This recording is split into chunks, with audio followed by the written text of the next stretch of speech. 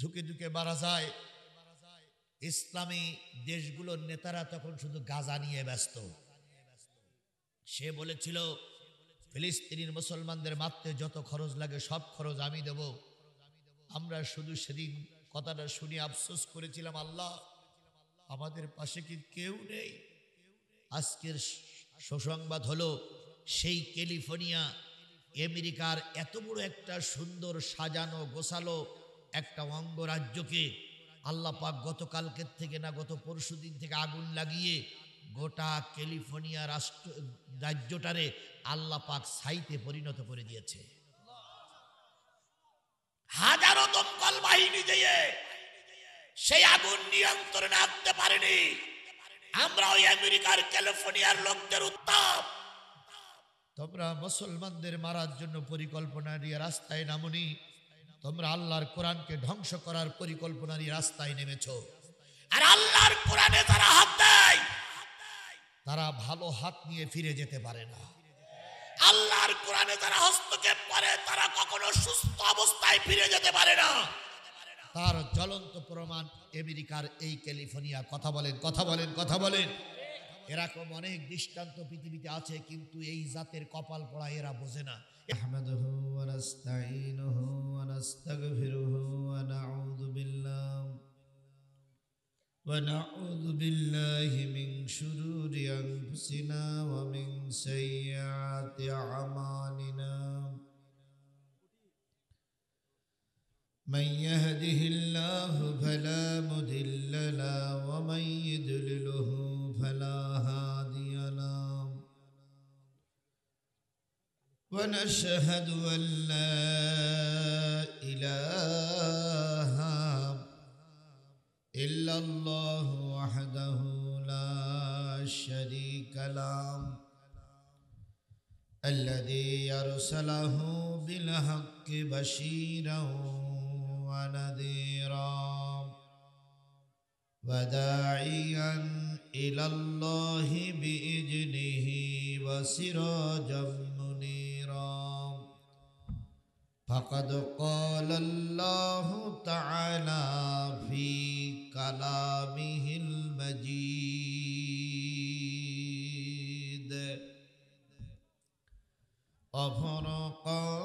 وفرقانه الحميد. أعوذ بالله من الشيطان الرجيم. بسم الله الرحمن الرحيم. إن الذين قالوا ربنا الله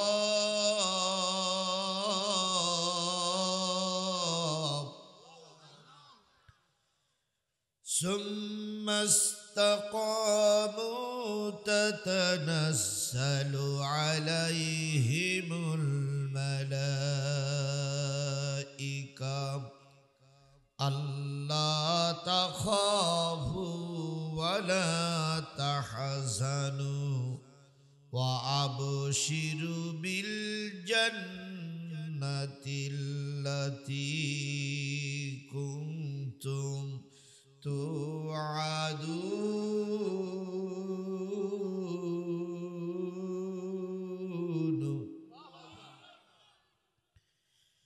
نحن أولياؤكم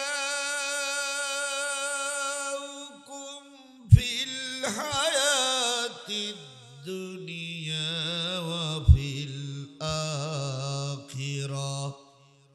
ولكم فيها ما تشتهي أنفسكم ولكم فيها ما تدعون.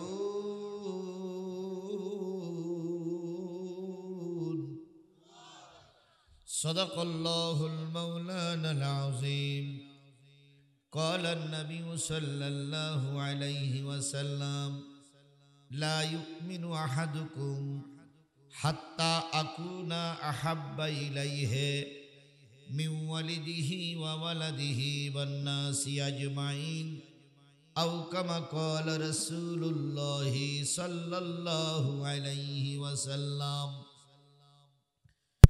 إن الله وملائكته يصلون على النبي يا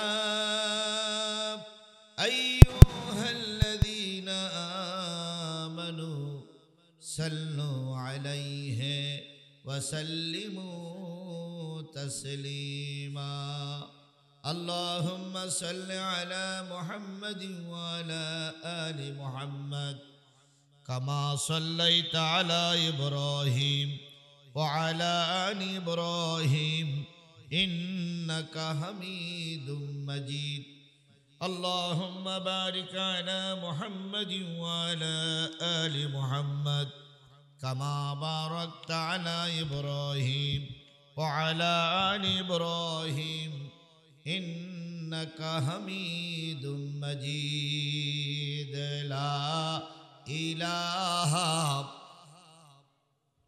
জোরে জোরে লা ইলাহা আরো জোরে লা ইলাহা লা ইলাহা লা ইলাহা ইল্লাল্লাহ মুহাম্মাদুর রাসূলুল্লাহ লা ইলাহা লা ইলাহা লা ইলাহা ইল্লাল্লাহ মুহাম্মাদুর রাসূলুল্লাহ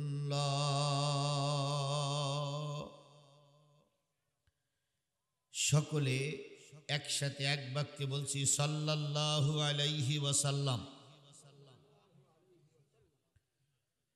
বগুড়া জেলার প্রাণকেন্দ্র মধ্য বালসা মণ্ডলপাড়া বাইতুর রহিম জামে মসজিদের উদ্যোগে অনুষ্ঠিত হচ্ছে 20তম একদিন ব্যাপী তাফসিরুল কোরআন মাহফিল 10 জানুয়ারি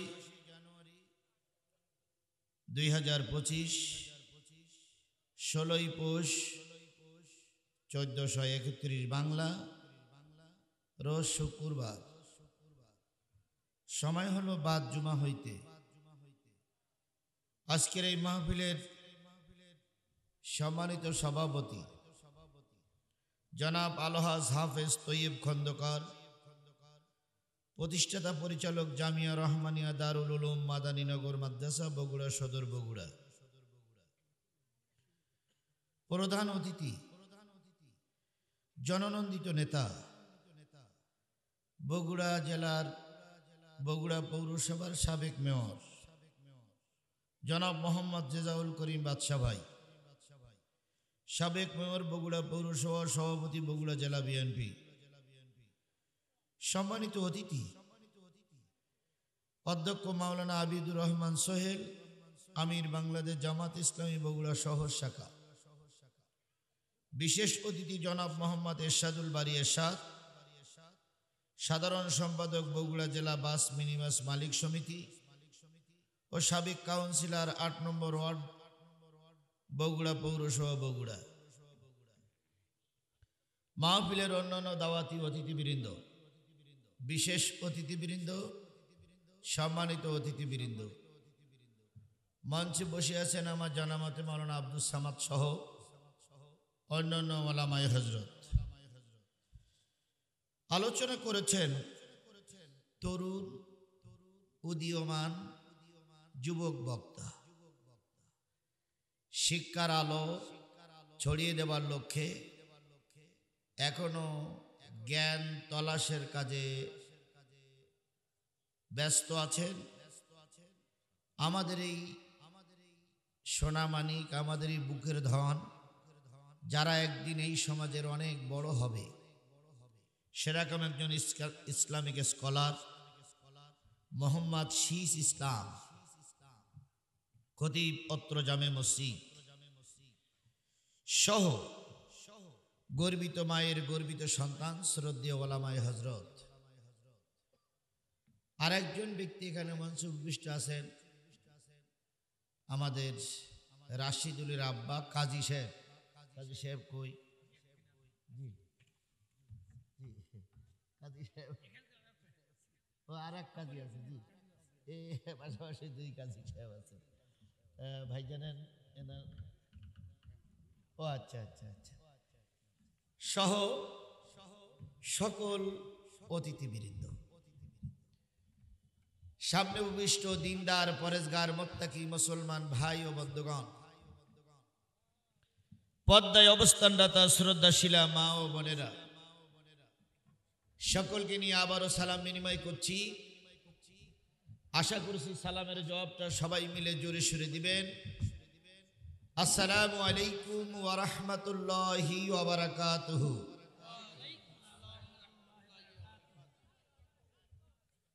আল্লাহ পাকের দরবারে কোটি কোটি শুকরিয়া, যিনি এই সন্ধ্যাবেলায় প্রচণ্ড ব্যস্ততার ভিতরে শুধুমাত্র কেবলমাত্র কোরআনের মহব্বতে আপনাকে আমাকে এই কোরআনের মাহফিলে কবুল করেছেন। বলুন তো, সবাইকে কি আল্লাহ কোরআনের মাহফিলে কবুল করে? করে না। এই মাহফিলের জন্য মাইকিং হয়নি, পোস্টারিং হয়নি, আজকে অফিসিয়াল কোনো কাজও নাই। তাহলে হিসাবে তো মাগরিবের আগেই ময়দান ফুল হয়ে যাওয়ার কথা ছিল, কিন্তু আল্লাহর বান্দারা আসতেছে, আসেনি তা নয়।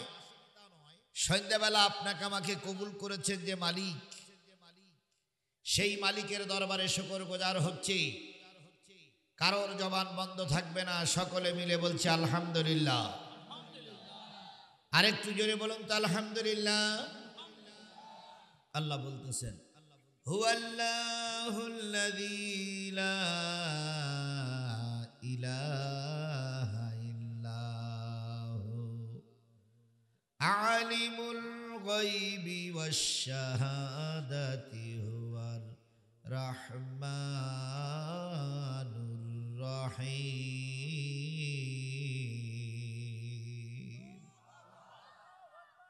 তিনি সেই আল্লাহ, তিনি সেই রহমান, তিনি সেই আল্লাহ, যে আল্লাহ ছাড়া কোনো ইলাহা নাই, হুকুমদাতা নাই।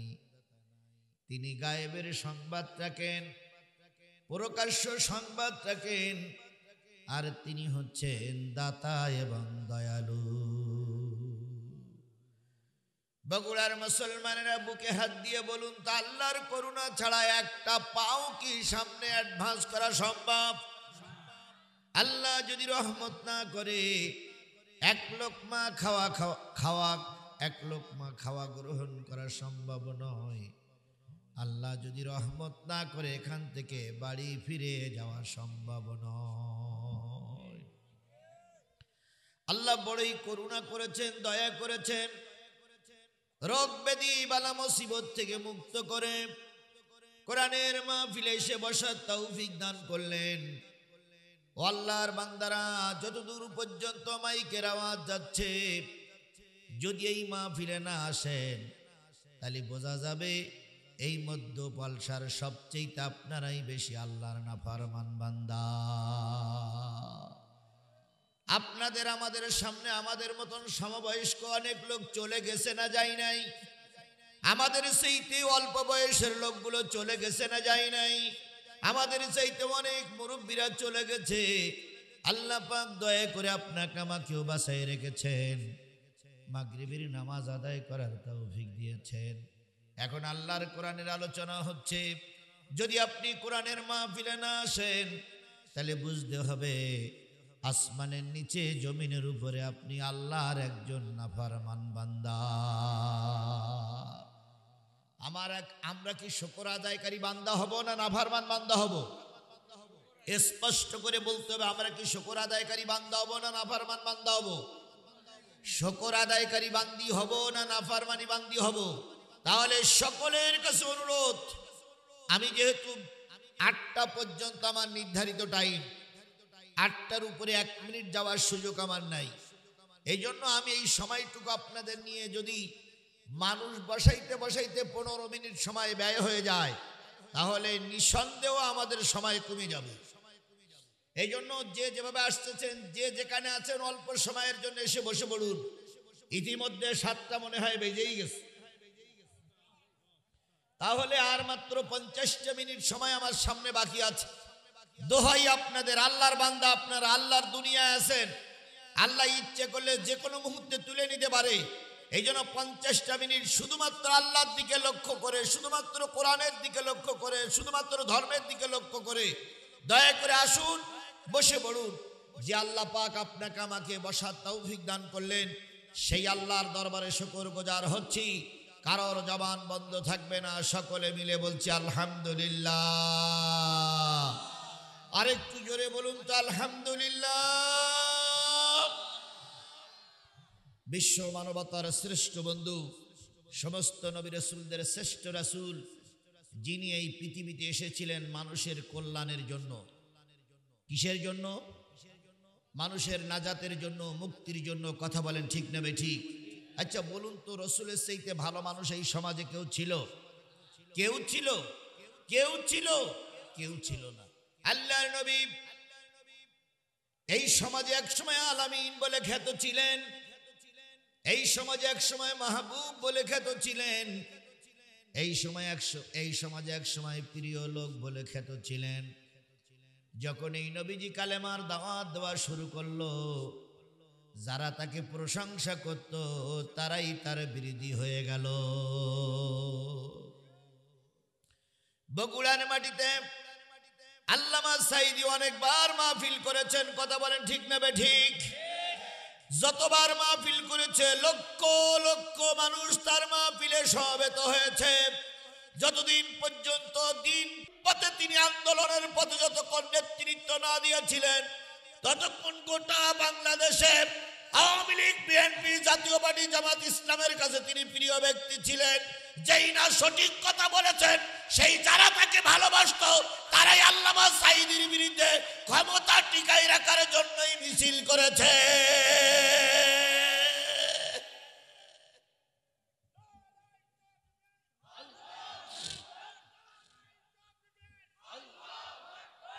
তাহলে বোঝা গেল, হক কথা বললে কিছু মানুষের কাছে কিছু মানুষ খারাপ হয়ে যায়। কথা বলেন ঠিক না বেঠিক? আল্লাহর নবীও যে সমাজের কাছে অতি প্রিয় ছিলেন, যখনই তিনি কালেমার দাওয়াত দেওয়া শুরু করলেন, তখন ওই প্রিয় মানুষদের কাছে তিনি অপ্রিয় হয়ে গেলেন। আল্লাহর নবী যখন দুনিয়া আসলেন, বেশি আনন্দিত হয়েছিল আবু লাহাব। বিরাট আনন্দ করতে যে একদিন 70টা উট জবাই করে মানুষের খাওয়াইছে। আচ্ছা 70টা উট জবাই করাকে খেলা কথা মনে করলেন আপনি? যদি এখন 70টাকে গরু জবাই করে, উটির দাম বেশি না গরুর দাম বেশি? 70টা উট জবাই করলেন। কাবা ঘরের ভিতরে যে কাপড় খুলে নাচলেন। জনগণ জিজ্ঞেস করলে এত নাচানাচি কেন? আবু লাহাব বলল, তোমরা কি শুনুনি আব্দুল্লাহর স্ত্রী আমেনার পেট থেকে এমন একটা সন্তান দুনিয়ায় নাজিল হয়েছে, যেই সন্তানদের দিকে তাকালে চাঁদের আলো মেলানো হয়ে যায়, যে সন্তানের দিকে তাকালে চোখ ঝলসে যায়। নূরের নূরে আলোকিত হয়ে আমেনার পেটে জন্ম নিয়েছেন একটা সন্তান। তার আগমনে আমরা এত আনন্দিত হয়েছি। আজান তো শুরু হলো, আজান পর্যন্ত একটু দেরি করেন, এই আজানটা হয়ে যাবে, এই আজানটা নিকটে হচ্ছে।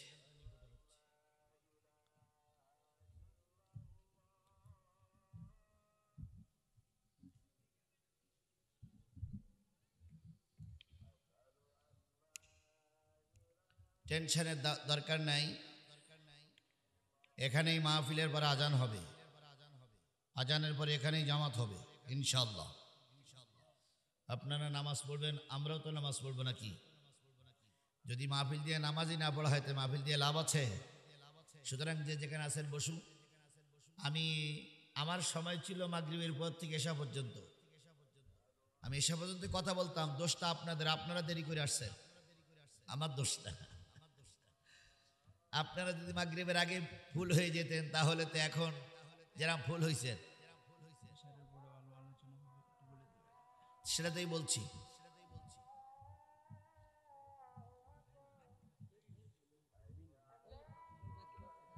আমার পরে কি আর কোনো বক্তা আছে? আল্লাহ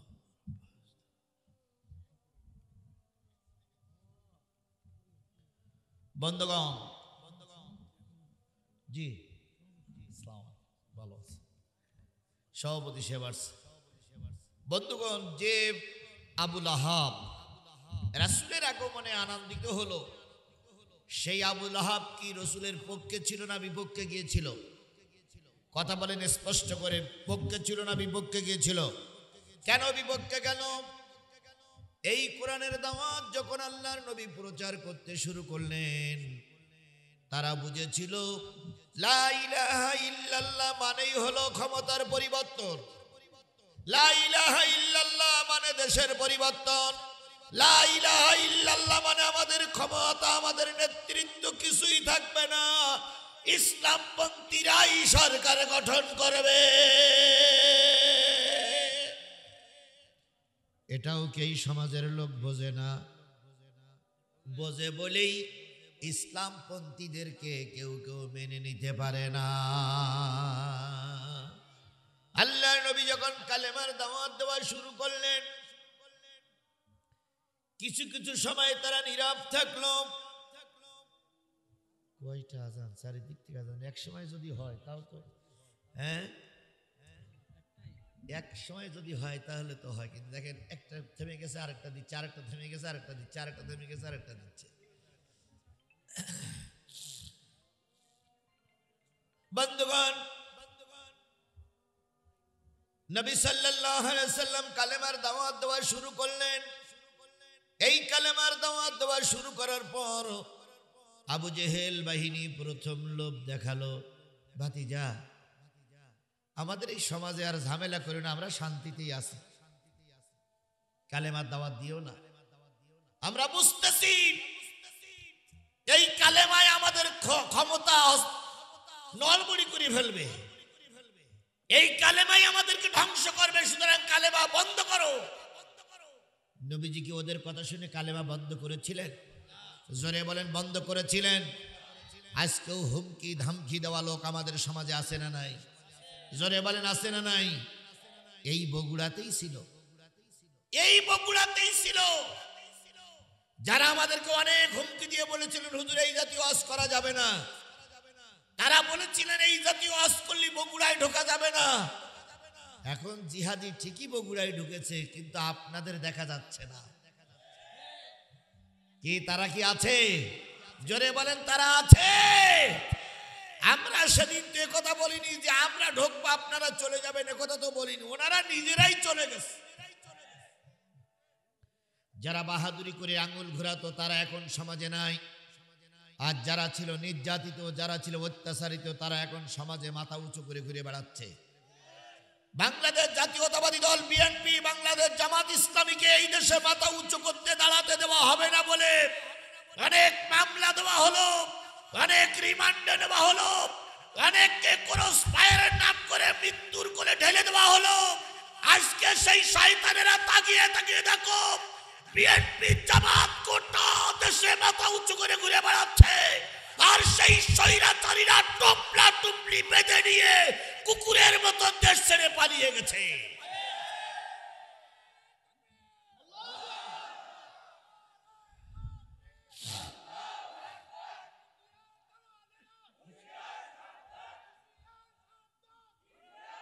আমার ভাইরা, এ খেলা কার? আরো জোরে বলেন, এ খেলা কার? সেই আল্লাহ এখনো আছে তো? বিশ্বাস হয় আপনাদের? তাহলে ভয় পাওয়ার কোনো দরকার নাই। আধারে ভয় পেও না, আধারে ভয় পেও না, আলো আছে আড়ালে, জালিমেরা পালিয়ে যাবে তুমি উঠে দাঁড়ালে। আধারে ভয় পেও না, আধারে ভয় পেও না, আলো আছে আড়ালে, জালিমেরা চলে যাবে তুমি রাস্তায় দাঁড়ালে। হয়েছে না হয়নি? আল্লাহ যেন এই যে বসন্ত আমাদের ভিতরে চলছে, এই বসন্ত যেন আমাদের টিকে রাখার মতন পরিবেশ তৈরি করে দেয়। সকলে বলেন আমিন।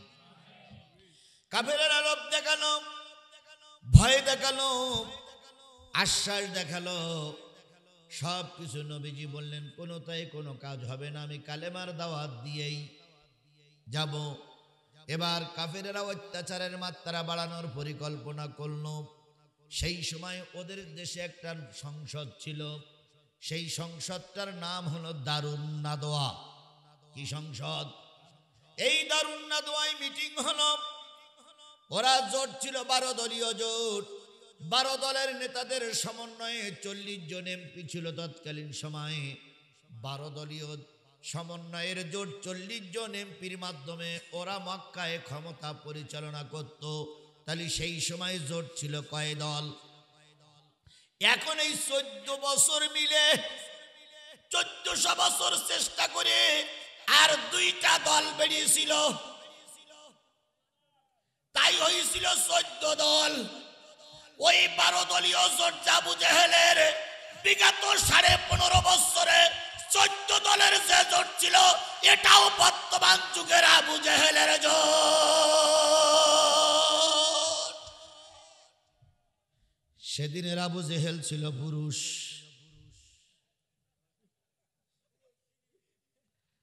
আর আজকের আবু জেহেল হলো মহিলা। সেদিনের আবু জেহেল ছিল পুরুষ, আজকের আবু জেহেল হলো লেডিস। কথা বলেন ঠিক না বা ঠিক? সেদিন ছিল উতবা সাহেবা ওয়ালিদ ইবনে মুগিরার গোষ্ঠী, আর আজকের গোষ্ঠীর ভিতরে ছিল এরশাদের দল, তারপরে ছিল হাসান হক ইনুর দল, রাশেদ খান মেননের দল। এরাই ছিল এই আবু জেহেলের গোষ্ঠী। 12 দলীয় জোটের সিদ্ধান্ত হলো রসুলকে মেরে দিতে পারলে অনেক পুরস্কার ঘোষণা করা হলো। 70টা উট দেওয়া হবে, সুন্দর নারী দেওয়া হবে, সুন্দর বাড়ি করে দেওয়া হবে, বাহনের জন্য সুন্দর উট দেওয়া হবে। আজকেও দেখতেছি আবু জেহেলের বংশরা নবীর বংশকে মারার জন্য ঘোষণা করতেছে, পুরস্কার ঘোষণা করতেছে। কথা বলেন ঠিক না বেটি? গতকালকের আগের দিনে একজনকে দেখলাম, তিনি ঘোষণা করেছেন আজারির কাল্লা এনে দিতে পারলে 10 লক্ষ টাকা পুরস্কার দেওয়া হবে। তাহলে বোঝা গেল সেই আবু জেহেল উত্তরসূরিরা আজও বাংলাদেশে আছে। কি জানো, মিজানুর রহমান হাশিমি না? না না না, সাদিকুর রহমান হাশিমি বলে একজন পীরপন্থী লোক, তিনি ঘোষণা করেছেন মিজানুর রহমান আজারিকে জীবিত অথবা মৃত অথবা কাল্লা এনে দিতে পারলে, অথবা 3 খণ্ড করে এনে দিতে পারলে 10 লক্ষ টাকা পুরস্কার ঘোষণা করেছেন তিনি। সরকারকে বলি, যেই ব্যক্তি একটা মাথার বিনিময়ে 10 লক্ষ টাকা সে ব্যক্তি দিতে পারে, নিশ্চয়ই সে ব্যক্তি 10 কোটি টাকার মালিক। সরকারকে বলি, অনতি বিলম্বে এই জালেমের বাচ্চারে গ্রেফতার করা লাগবে। যদি গ্রেফতার না করেন, বুঝবো আপনারা সরকারে যারা আছেন এরা ইসলাম বিদ্বেষী সরকার, এরা ইসলাম পক্ষের সরকার নয়। এখনো তার ধরিনি কেন জাতি জানতে চায়। কথা বলেন ঠিক না ঠিক? বগুড়ার এই লাখ হাজারো জনতার কাছে আমার প্রশ্ন, মিজানুর রহমান আজারিকে মারার জন্য যে ব্যক্তি 10 লক্ষ টাকা পুরস্কার ঘোষণা করেছে, আপনারা তার শাস্তি দাবি করেন কিনা? আপনারা কি তার শাস্তি চান? জোরে বলেন শাস্তি চান? যদি কোনো মিডিয়া ব্যক্তিত্ব এখানে থেকে থাকেন, এই মিডিয়া ছাড়া আরো কোনো মিডিয়া, যদি দৈনিক পত্র পত্রিকার মিডিয়া কেউ থেকে থাকে, তাদের মাধ্যমে সরকার বাহাদুরকে স্পষ্ট বার্তা দিতে চাই, এটা ফেরাউনের দেশ নয়, এটা হিন্দু রাজত্ব নয়, এটা দ্বিতীয় বৃহত্তম মুসলিম বাংলাদেশ। বাংলাদেশের সবচেয়ে জনপ্রিয় স্কলার, বাংলাদেশের সবচেয়ে জনপ্রিয় বক্তা হচ্ছেন মিজানুর রহমান আজারি। কথা বলেন, কথা বলেন, কথা বলেন। কোন একটা এলাকায় আসলে আল্লাহর বান্দারা ছুটে যাচ্ছে। এখানে কৌমি, আলিয়া, খারিজি, রাফিজি, তারপরে কি বলে তাবলিগ, চরমনাই, হেফাজতের ভিতরে, এর ভিতরে কোনো মতদ্বন্দ্ব নেই। সবাই চাচ্ছে, তার কথায় জাতি উদ্বুদ্ধ হচ্ছে। এখন তাকে সামনে রেখে কাজ করা উচিত। এই সময়, যে সময় ফেরাউনের বাচ্চারা পালিয়েছে, যে সময় আবু জাহেলের উত্তরসূরিরা লেজ গুটে নিয়ে পালিয়েছে, যে সময় নব্য ফেরাউন শেখ হাসিনা পালিয়েছে, সেই সময় সাদিকুর রহমান হাসিবিরা এভাবে স্পর্ধা নিয়ে কথা বলে কি করে?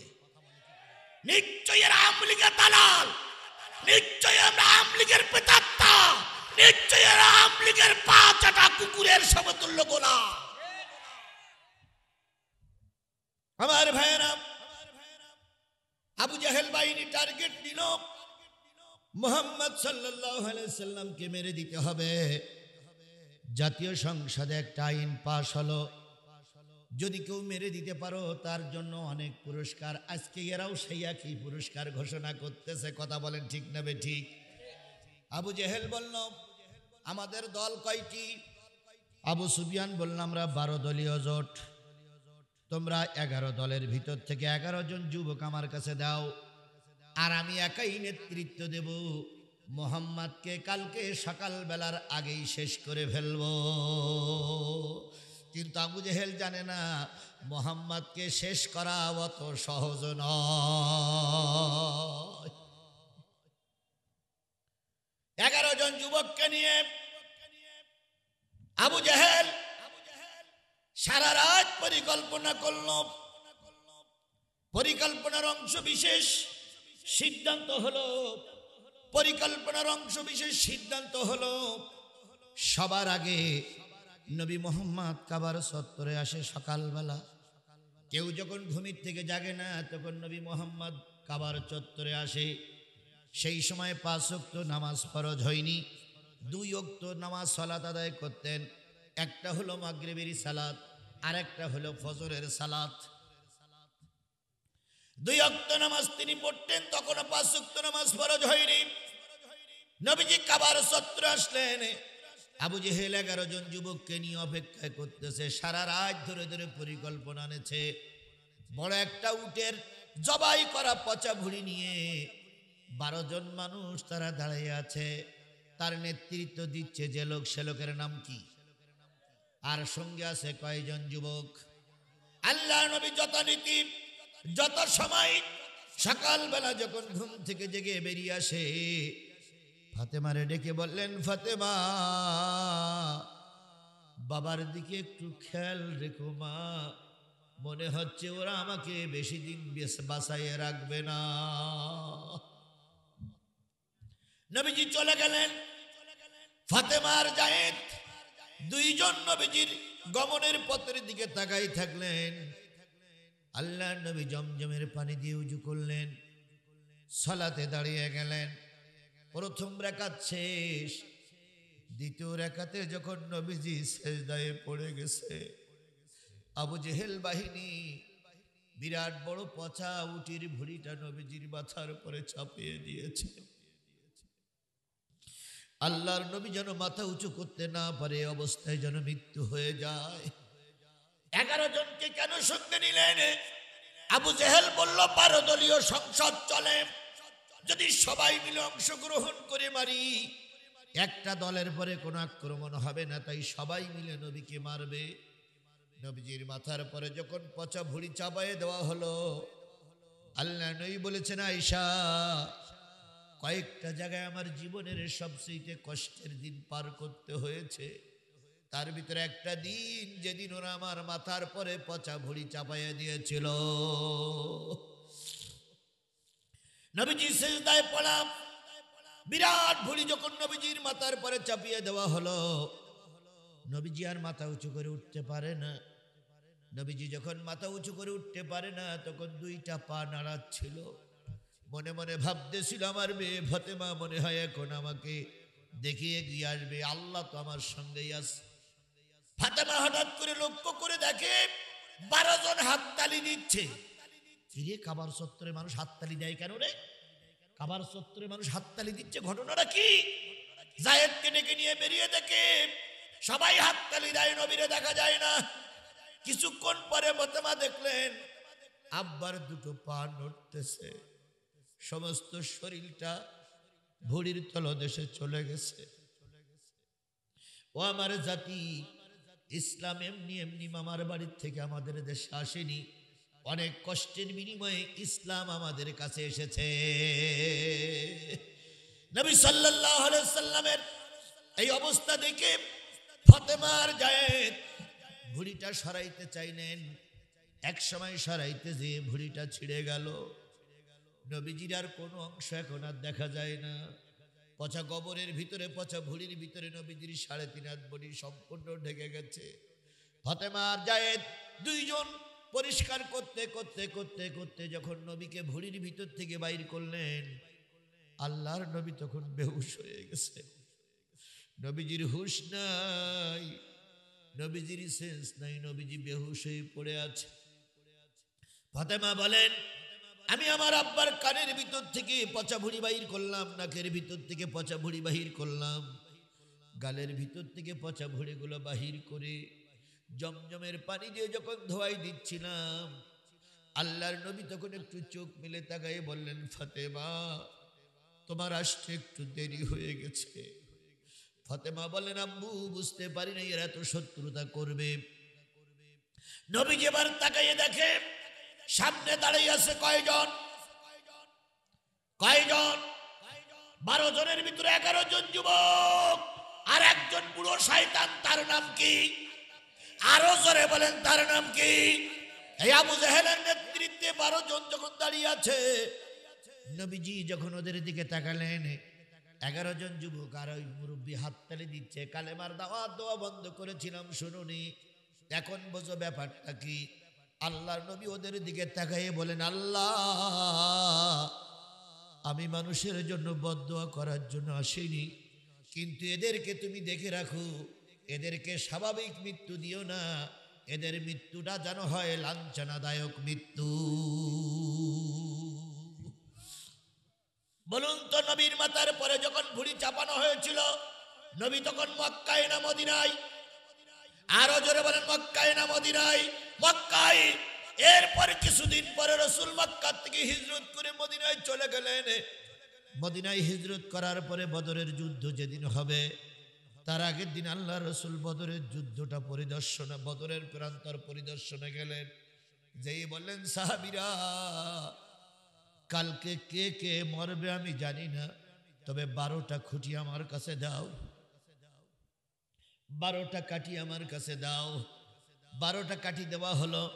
নবী বললেন, এইখানে ওলীদ ইবনে মুগীরা মারা যাবে, এইখানে আবু জেহেলের মৃত্যু হবে। গুনে গুনে ওই 12 জনের নাম বলে বলে আল্লাহ রাসূল 12টা খুঁটি পুঁতলেন আর বললেন, এরাই আমাকে কাবার প্রান্তরে উটের ভুঁড়ি চাপাইয়ে দিয়েছিল। আগামী কালকের যুদ্ধে এই 12 জন সহ অগণিত কাফের মুশরিকরা মারা যাবে। নবীজির দীর্ঘদিনের পরে ওই কথাটাই সঠিক হয়েছিল। যারা রাসূলের মাথার পরে ভুঁড়ি চাপাইয়েছিল, এই 12 জন সব কাবার চত্বরে যারা নেতৃত্ব দিয়েছিল, সবাই মদিনায় বদরের যুদ্ধে মারা যায়।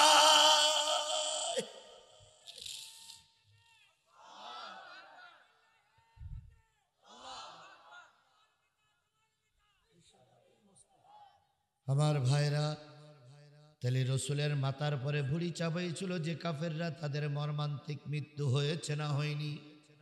তাহলে রসুলের মাথার পরে ভুঁড়ি চাপাই দেওয়ার পরেও কি রসুল কালেমার দাওয়াত বন্ধ করে দিয়েছিলেন? ও আমার জাতি বন্ধ করে দিয়েছিলেন, বরং রসুলের সেই ধর্ম একদিন গোটা পৃথিবীতে প্রশস্ততা লাভ করলো। যারা রসুলকে অপমান করতে চেয়েছিল তারা সমাজ থেকে বিলুপ্ত হয়ে গেল। আজকে আমরা সেই রসুলের উপরে নাজিল হয়েছে কি? আরো জোরে বলেন, সেই রসুলের উপরে নাজিল হয়েছে কি? এবার বলুন তো, সেই রসুল এর উপরে কোরআন নাজিল করেছেন কে? যেটা নাজিল করলেন সেইটার নাম কি? কোরআন। তাহলে রসুলের পরে কোরআন নাজিল হলো, আল্লাহ নাজিল করলেন। এই জন্য নবীর নামে দুরূদ আর সালাম দিয়ে শুরু করছি, সাল্লাল্লাহু আলাইহি ওয়াসাল্লাম। বন্ধুগণ, এই বিশাল জনগণ এসেছেন কি শোনার জন্য? আরো জোরে বলেন।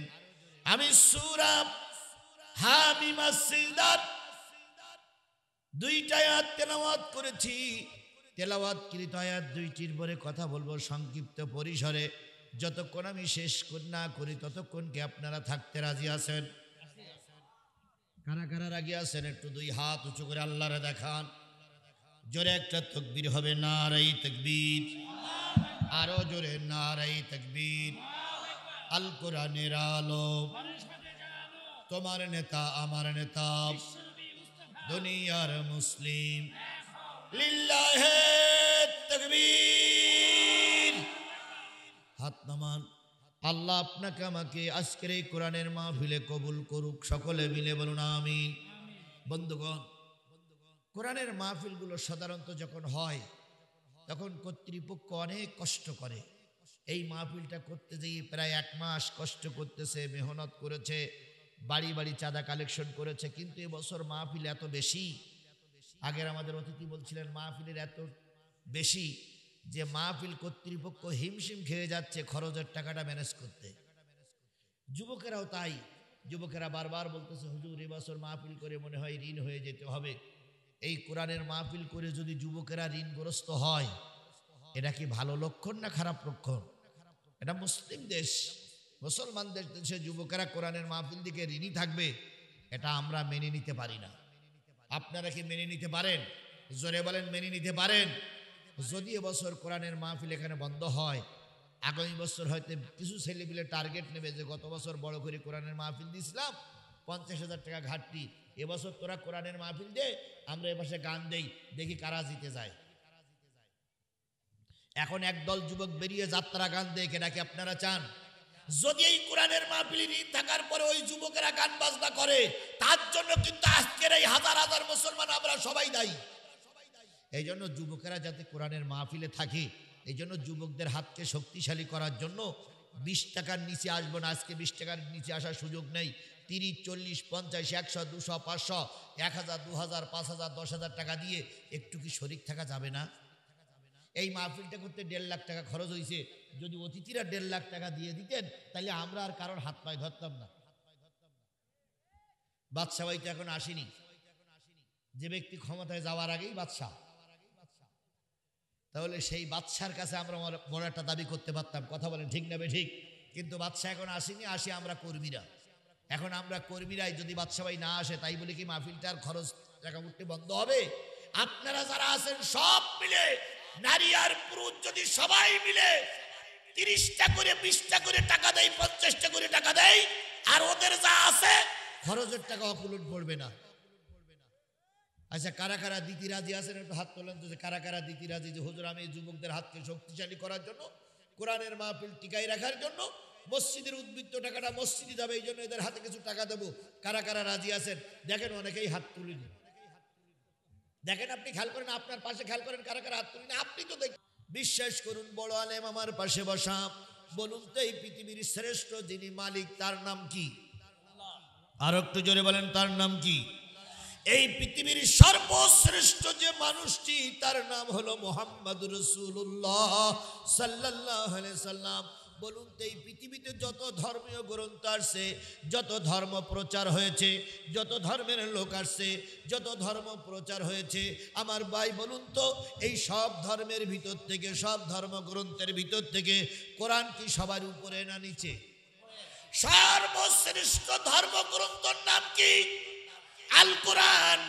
সর্বশ্রেষ্ঠ মানুষ হলো মুহাম্মদুর রাসূলুল্লাহ সাল্লাল্লাহু আলাইহি সাল্লাম। সেই সর্বশ্রেষ্ঠ কোরআন, সর্বশ্রেষ্ঠ নবীর বাণী শোনার জন্য যারা বসে সাদা কাগজে লিখে রাখেন, আপনাদের চাইতে শ্রেষ্ঠ মানুষ বগুড়ায় এই মুহূর্তে আর কেউ নাই। কারণ আপনারা কি শোনার জন্য বসেছেন? কোরআন শোনার জন্য বসেছেন। সবচেয়ে শ্রেষ্ঠ মানুষ আপনারা। কতক্ষণ? যতক্ষণ কোরআন শুনবেন।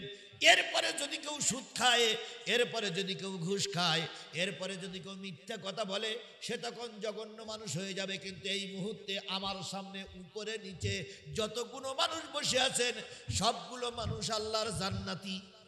এই মুহূর্তে আপনারা সবাই কি জান্নাতি, আর এই মুহূর্তে আপনারা সবাই শ্রেষ্ঠ বান্দা। তাহলে এই শ্রেষ্ঠ বান্দা হিসেবে আপনারা বসে আছেন। আর কয়েকটা মিনিট শ্রেষ্ঠ বান্দা হিসেবে এখানে বসতে হবে। সবাই রাজি তো? আল্লাহ কোরআনের মাহফিলে কবুল করুক। সমাধান চাও যদি জীবনে মরণে, ফিরে যাও খুঁজে নাও চোখ রাখো কোরআনে। সমাধান চাও যদি জীবনে মরণে।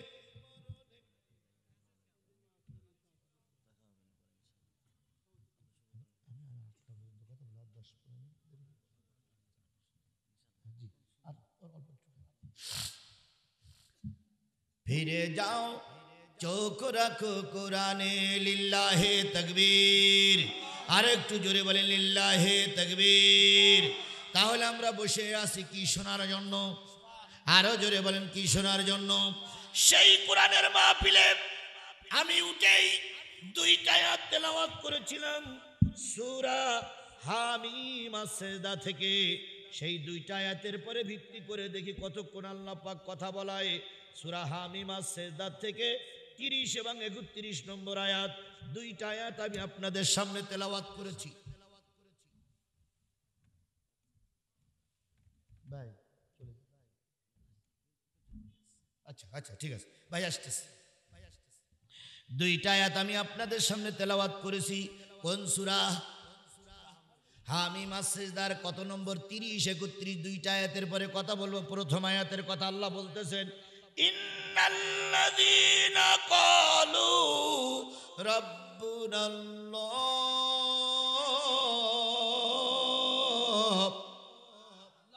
নিশ্চয়ই যারা বলে আমার রবের নাম হলো আল্লাহ। বলুন তো আপনার আমার রবের নাম কি? আরো জোরে বলেন, আরো জোরে বলেন। তোমার আমার রব কে? তাহলে আপনার আমার রব আল্লাহ বলাটা খুবই সহজ, কিন্তু সুম্মাস্তাকামু এই কথার পরে টিকে থাকাটা বড় কঠিন। কথা বলেন। আল্লাহ আমার রব, এ কথা বলার পরে ওই কথার পরে যারা টিকে থাকে, যারা এই কথার থেকে নড়চড় হয় না, আল্লাহ রাব্বুল আলামিন বলেন, তাতানাজ্জালু আলাইহিমুল মালাইকা। তাদের জন্য আমার পক্ষ থেকে ফেরেশতা সুসংবাদ নিয়ে হাজির হয়। সুসংবাদ নিয়ে হাজির হয়ে বলে, লা তাখাফু ওয়া লা তাহজানু। তোমাদের কোনো ভয় নাই, তোমাদের জন্য কোনো চিন্তা নাই। ওয়া আবশিরু বিল জান্নাতিল্লাতী কুনতুম তুআদুন। আমরা তোমাদেরকে সেই জান্নাতের সুসংবাদ শোনাচ্ছি, যেই জান্নাতের তলদেশ দিয়ে আল্লাহ ঝর্ণা ধারা প্রবাহিত করবে। কোন ব্যক্তিদের জন্য? যারা বলে আল্লাহ আমার রব, আল্লাহ ছাড়া আর কেউ নাই। এবার বলুন তো, আল্লাহ আমার রব এ কথার পরে আমাদের বিশ্বাস আছে না নাই? আরো জোরে বলেন আছে না নাই? আরো জোরে বলেন আছে না নাই? কিন্তু পরীক্ষায় গেলেই বোঝা যায় আল্লাহ আমার রব, এ কথাটা সঠিক না ঠিক। যখন এই পরীক্ষা হবে তখনই অনেকেই ফেল করবে, আবার অনেকেই পরীক্ষায় পাশ করে। এবার বলুন তো, আল্লাহ আমার রব এই কথা বলার পরে আপনার পরীক্ষা হবে না হবে না? সবচেয়ে বেশি পরীক্ষা হয়েছে নবীদের, তারপরে পরীক্ষা হয়েছে সাহাবীদের, তারপরে পরীক্ষা হয়েছে তাবে তাবিদের, তারপরে পরীক্ষা হয়েছে আয়েম্মায়ে মুস্তাহিদিদের, তারপরে পরীক্ষা হয়েছে মুজাদ্দিদদের, তারপর পরীক্ষা হয়েছে বড় বড় আলেমদের।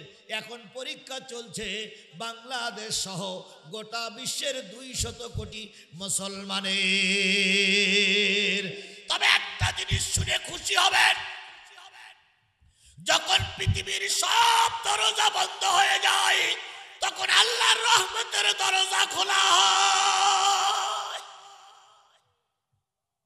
আমি খাইতে খাইতে একটা ভিডিও দেখালেন আমার হাফেজ রাশিদিন, সে বলতেছে, দেখাচ্ছে আমেরিকার কোন শহরে জানো, ক্যালিফোর্নিয়া শহরের যুবক একটা লোক, তিনি বলেছিলেন যে ফিলিস্তিনিদের মারতে যা খরচ লাগে সব আমি একলাই দেব।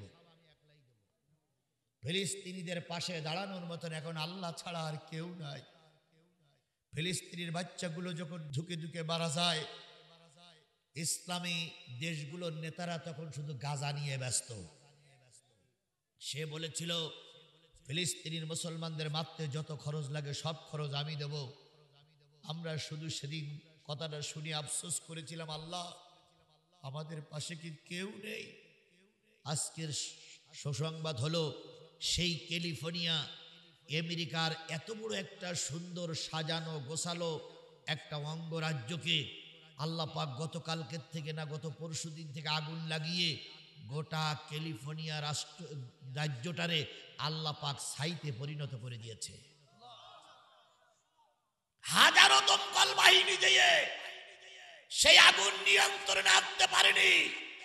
আমরা ওই আমেরিকার ক্যালিফোর্নিয়ার লোকদের উত্তাপ, তোমরা মুসলমানদের মারার জন্য পরিকল্পনা নিয়ে রাস্তায় নামনি, তোমরা আল্লাহর কোরআনকে ধ্বংস করার পরিকল্পনা নিয়ে রাস্তায় নেমেছো।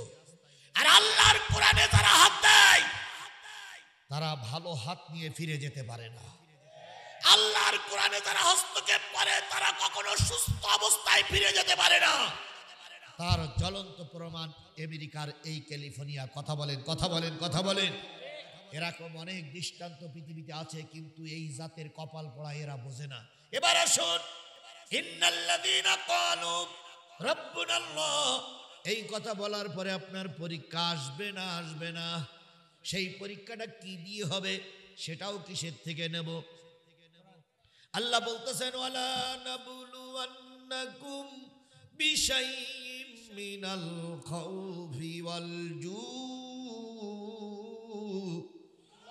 ওয়া নাকসিম মিনাল আমওয়ালি ওয়াল আনফুসি ওয়াস সামারাত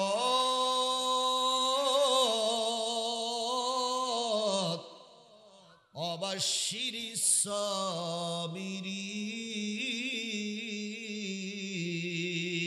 সাবিরিন।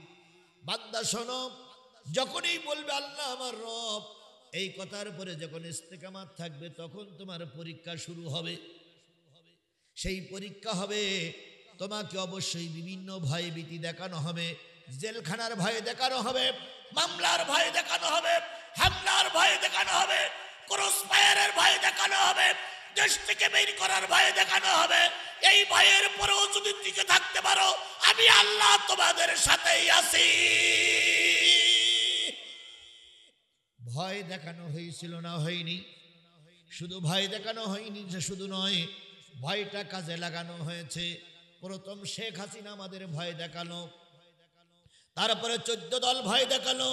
ভয়ের পরেই যখন ইসলামী আন্দোলন, বাংলাদেশ জামাত ইসলামী, বিএনপির লোকজন যখন টিকে থাকলো, তখন তাদেরকে মিথ্যা মামলায় জড়িয়ে তাদেরকে ফাঁসির কাস্টে ঝুলানো হলো। কথা বলেন, কথা বলেন, কথা বলেন। বিশ্বাস করুন, বাংলাদেশ জামাত ইসলামের শীর্ষ নেতৃবৃন্দকে ফাঁসি দেওয়া হয়েছে যে অপরাধে আল্লাহর কসম কোরআন শরীফ দিয়ে শপথ করতে পারি, এই অপরাধের সঙ্গে কোন জামাতের নেতা জড়িত ছিল না।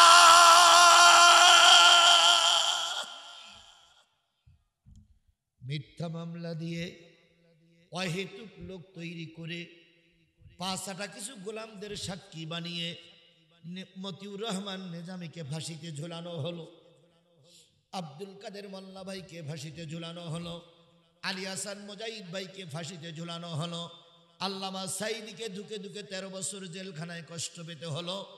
আমি যতটুকু জানি, যতটুকু গবেষণা করেছি, যে অপরাধের দায়ে তাদেরকে মৃত্যুদণ্ডে দণ্ডিত করা হলো, খোদার কসম তারা এই অপরাধে অপরাধী ছিল না। একদিন প্রমাণিত হবে, একদিন প্রমাণিত হবে তারা নিরপরাধ। সেদিন এই শেখ হাসিনাকে বিমানের পায়ায় বেঁধে, বিমানের চাকায় বেঁধে গোটা বিশ্বের উপর দিয়ে ঝুলাইতে নিয়ে এসে বাংলাদেশের ট্রাইব্যুনালে এর হত্যাযজ্ঞের দায়ে ফাঁসি কার্যকর জনগণ দেখতে চায়।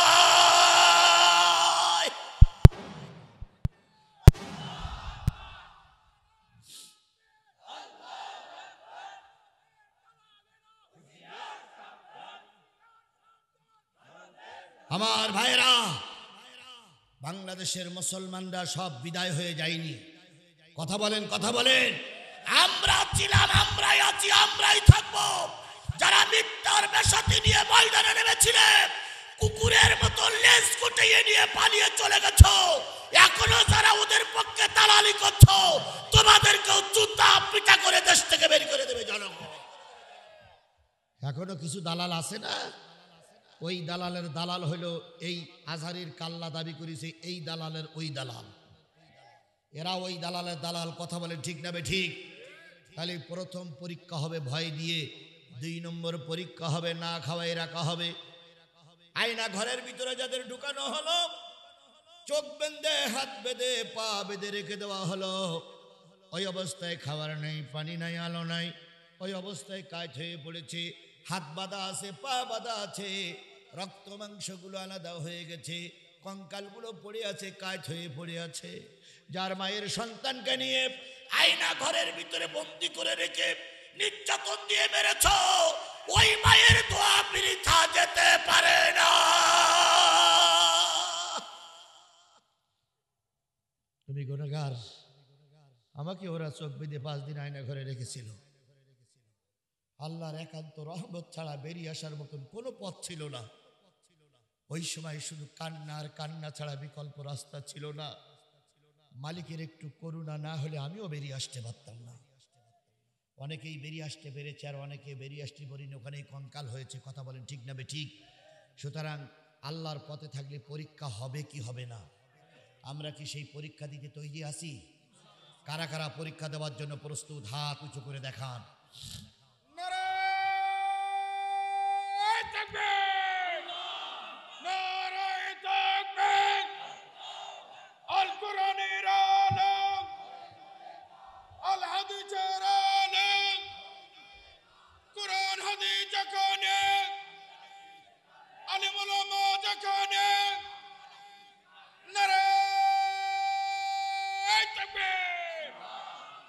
সেই পরীক্ষার রেজাল্ট আনার জন্য আগামীতে সবাই প্রস্তুতি নিতে হবে। কথা বলেন ঠিক না বে ঠিক? হাজারো জনতাকে এই সন্ধ্যাবেলা মাহফিলে শপথ বাক্য পাঠ করাতে চাই। আপনারা কি আল্লামা সাঈদীর রক্তের প্রতিশোধ চান? আপনারা কি আল্লামা সাঈদীর মৃত্যুর বিচার দেখতে চান? যদি তাই দেখতে চান, তাহলে এখন থেকে শপথ নিতে হবে, পরিকল্পনা নিতে হবে। যাদের যোগসূত্রে, যাদের পরিকল্পনায় যে বিচারকের রায়ের মাধ্যমে আল্লামা সাঈদীকে তিলে তিলে মারা হয়েছে, ওই আল্লামা সাঈদীর শেষ বক্তব্য ছিল, বাংলাদেশে একটা ইসলামী রাষ্ট্র দেখতে চাই।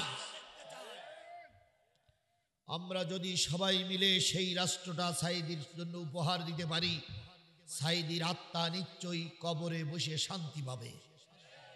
আমরা আগামীতে সেই সাঈদীর স্বপ্ন বাস্তবায়ন করার জন্যই সকলে মিলে কাজ করব ইনশাআল্লাহ।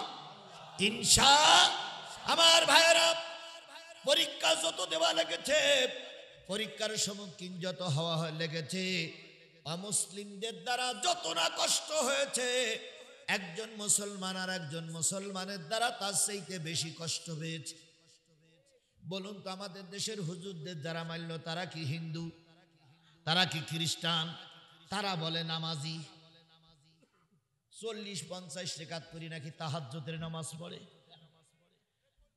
আর ওই শামীম ওসমান বলেছিল উনি নাকি 70-80 রেকাত নফল নামাজ পড়ে, তাহাজ্জুদের নামাজ পড়ে।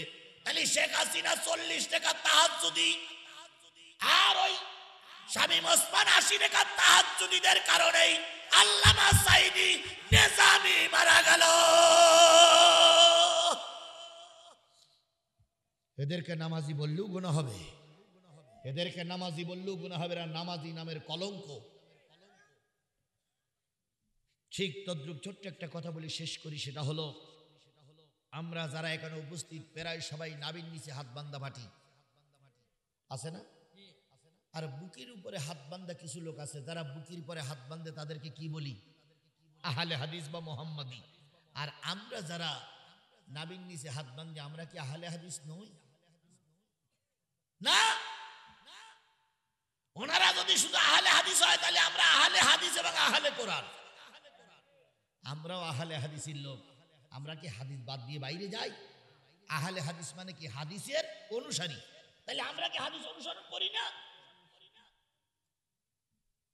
ওদিকে আমি যাব না, বিতর্কে যাব না, কারণ আহলে হাদিসের বহুত ভাই জামাতের বড় বড় নেতা। এই জন্য আহলে হাদিস আমার ভাই, চরমনাই আমার ভাই, হেফাজত আমার ভাই, কৌমি আমার ভাই, সকলে আমার ভাই। আমরা শুধু একটাই একজোট হয়ে কিসের আইন চালু করতে চাই? আল্লাহর আইন, কোরআনের আইন চালু করতে চাই। যাই হোক, আমরা যারা নাভির নিচে হাত বান্ধি, যার অনুসরণ করি, তিনি হচ্ছেন ইমামে আজম আবু হানিফা রহমাতুল্লাহ আলাইহি। ওনার নাম কিন্তু আবু হানিফা না, ওনার নাম হলো নোমান বিন সাবেত। ইনি যখন কোরআনের দাওয়াত দেওয়া শুরু করলেন, যে দেশে কোরআনের দাওয়াত দিয়েছিলেন সেই দেশটার নাম ছিল প্রথম রাশিয়া। পরে রাশিয়া ভেঙে বোখারা হয়। এরপরে কেউ কেউ বলেছেন ইরাকের একটা অংশে তিনি ধর্মের কাজ শুরু করলেন। যখন ধর্মের কাজ শুরু করলেন, ওই সময় ইরাকের গভর্নর ছিল, ওই সময় ইরাকের খলিফা ছিল, নাম তার মনসুর। কি নাম বলুন তো? মনসুর মুসলমান না কাফের? মুসলমান। ইমাম আজম আবু হানিফা রহমাতুল্লাহ আলাইহি নির্ভেজাল মুসলমান। কথা বলেন ঠিক না বেঠিক? এবার মনসুরের সঙ্গে ফতোয়ায় বেঁধে গেল টক্কর। মনসুর ডেকে বলল, হুজুর আমার বর্ষতা স্বীকার করেন, আমি এই দেশের আপনার প্রধান বিচারপতি বানায় দেব। ইমাম আজম আবু হানিফা রহমাতুল্লাহ আলাইহি মনে মনে ভাবলেন, যদি আমি প্রধান বিচারপতি হয়, সরকার বাহাদুরি যে বসে আছে ও তো বড় জালেম, অত বড় নারীবাদী, অত বড় নারীখোর, ওর আন্ডারে প্রধান বিচারপতি হলে ওর মত মতো রায় লেখা লাগবে। উনি বললেন না। মনসুর বললেন, হুজুর ভুল করতেছেন, জানেন আমি দেশের খলিফা, আমার বিরুদ্ধে বিদ্রোহ করে কেউ টিকতে পারি না, আপনিও পারবেন না, আপনাকে কিন্তু মারা হবে। ইমাম আবু হানিফা রহমাতুল্লাহ আলাইহি কি ভয় পেয়ে গেলেন? জোরে বলেন, ভয় পেয়ে গেলেন। বাঘের বাচ্চার মতন বললেন, জালেমের বাচ্চা শোন, যত অত্যাচার করতে পারিস কর, তবু আমি আমার হকের থেকে 1 ইঞ্চি দূরে সরে যাব না। তাহলে ওনার পরীক্ষা শুরু হয়েছে না হয়নি? মুসলমানদের দ্বারা মুসলমানদের পরীক্ষা শেষ দিকে যাচ্ছি। শেষ পর্যন্ত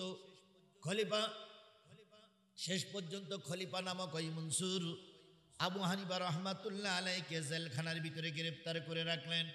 জেলখানার ভিতরে গ্রেফতার করে নানান রকম লোভ দেখাইতে লাগলেন। খলিফার কথা শুনে যখন ইমাম আবু হানিফা রহমাতুল্লাহ আলাইহি বর্ষতা স্বীকার করলেন না, তখন এই জালেম মনসুর টার্গেট নিল, হুজুরের পরে দৈহিক অত্যাচার করতে হবে।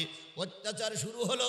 জল্লাদকে বলে দেওয়া হলো দৈনিক 70টা পিটান দেবা সন্ধ্যাবেলা, আর সকালবেলা দেওয়া 70টা পিটান। তাহলে রাত দিন 24 ঘন্টার ভিতরে শরীরের ভিতরে কয়টা চাবুক করতে শুরু করলো? 140টা চাবুক খেতে খেতে ইমাম সাহেবের পিঠি ঘা হয়ে গেছে। শুধু ঘা হয় নাই, ঘায়ের ভিতরে পোকা ধরেছে। ওই অবস্থায় ইমাম হুজুর আবু হানিফা রহমাতুল্লাহ আলাইহি ভূত হয়ে শুয়ে থাকেন। কায়ত হয়ে শুইতে পারেন না, বামে শুতে পারেন না, চিত হয়ে শুতে পারেন না, ভূত হয়ে শুয়ে থাকেন।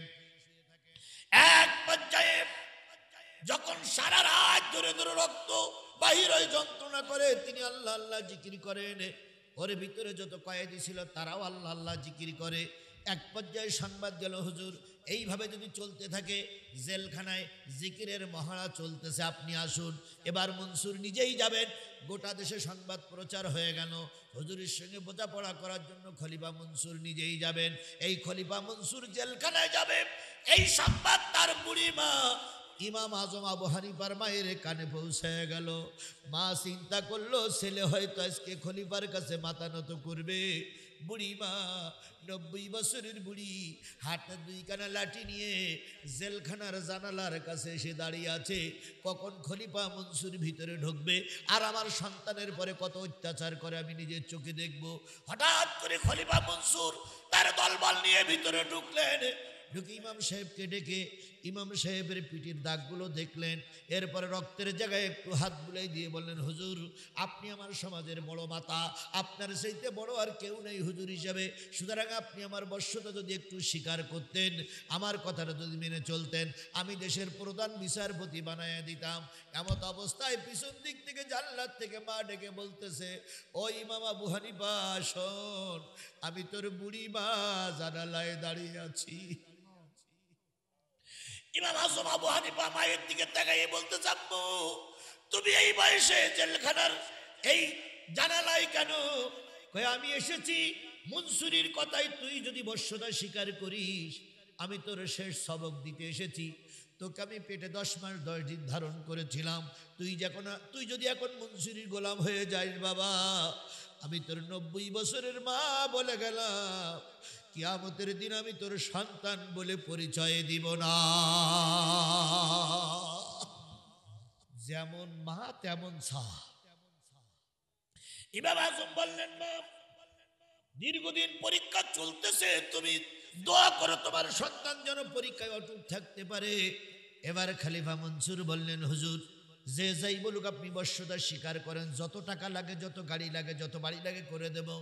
খলিফা মনসুরির কথা শুনে ইমাম সাহেব স্পষ্ট করে বললেন, ও খলিফা, টাকা দিয়ে অন্য আলেমদের কেনা যায়, টাকা দিয়ে ইমাম আজম আবু হানিফাকে কেনা যায় না। ও হাসিনা, টাকা দিয়ে অন্য হুজুরদের কেনা যায়, টাকা দিয়ে আল্লামা সাঈদীর কেনা যায় না। ঢাকার কাছে বাংলাদেশের কিছু হুজুর বিক্রি হয়নি? এই জোরে বলেন, বিক্রি হয়নি? শেখ হাসিনা পালাইছে, ও হুজুরও পালাইছে। বাইতুল মোকাররমের খতিব পালাইনি, এরা ছিল ওই হুজুরদের কেনা গোলাম, ওই শেখ হাসিনার কেনা গোলাম। কথা বলেন ঠিক না বেঠিক?